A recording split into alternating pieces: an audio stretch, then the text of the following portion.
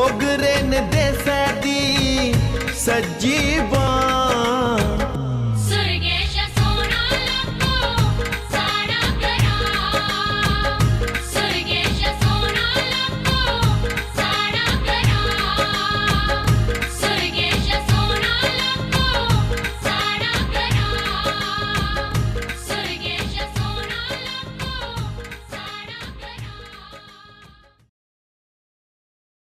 ਦੋਸਤੋ ਸਰਦੀਆਂ ਦੇ ਦਿਹਾੜੇ ਆਉਣ ਤੇ ਗਰਾਂਆਂ ਦੇ ਵਿੱਚ ਖਾਸ ਕਰੀਏ ਭਾਂਤੀ ਭਾਂਤੀ ਦੀ ਚੀਜ਼ਾਂ ਤਿਆਰ ਹੁੰਦੀਆਂ। ਇੱਕ ਅਸ ਦਿਖਾ ਕਰਨੇ ਵਿੱਚ ਸੋਹਣੀ ਜਿਹੀਆਂ ਪਿੰਨੀਆਂ ਬਟਵਾ ਕਰਦੀਆਂ ਕੀ ਵਿਧੀ ਹੈ ਇੰਦੇ ਪਿੰਨੀਆਂ ਦੀ ਕੀ ਪਾਇਦਾ ਮਾਤਾ ਨੂੰ ਤੁਹਾਡੇ ਨਾਲ ਗੱਲਬਾਤ ਕਰਨਾ। ਮਾਤਾ ਕੀ ਨਾਂ ਹੈ ਤੁਹਾਡਾ? मेरा नाम शारदा दी। ਮਾਤਾ ਕੀ ਇਹਨੇ ਪਿੰਨੀਆਂ 'ਚ ਤੁਸੀਂ ਪਾਇਦਾ ਔਰ ਇਹ ਖਾਸ ਕਰੀਏ ਸਰਦੀਆਂ ਦੇ ਦਿਹਾੜੇ 'ਚ ਬਣਾਉਂਦੇ ਜਾਂ ਆਮ ਬਣਾਉਂਦੇ ਹੋ? सर्दियों दिहाड़ी से ਕੀ ਪਾਇਦਾ?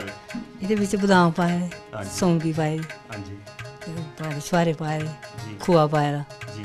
ਘਿਓ ਕਰਨਾ ਪਕਾਈਏ ਤੇ ਪੀਏ। ਕੋਈ ਵਿੱਚ ਦਾਲ ਜਾਂ ਮਸਾਲਾ ਕੋਈ ਹੋਰ ਵੀ ਪਾਇਦਾ? ਨਹੀਂ ਹੋਰ ਕੁਛ ਨਹੀਂ ਪਾਇਆ, ਮੂੰਗੀ ਦਾਲ ਪਾਏ। ਮੂੰਗੀ ਦਾਲ ਪਾਈ। ਹਾਂ।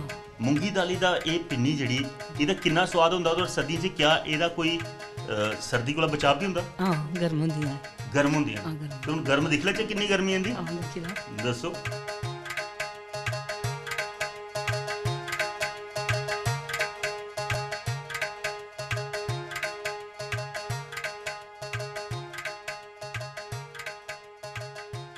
सचमुच दोस्तों स्वाद तो निराला लगदा खाइए पता लगना भाई ये ठंड जी बाहर चुला दी है वो कितना बचा देंदी है पर खंदे गए ਜਿਹੜੇ ਖੋਆ ਮੇਵੇ ਇਹਦੇ 'ਚ ਪਏ ਦੇਣ ਉਹਦਾ ਸਵਾਦ ਨਿਰਾਲਾ ਲੱਭਾ ਕਰਦਾ।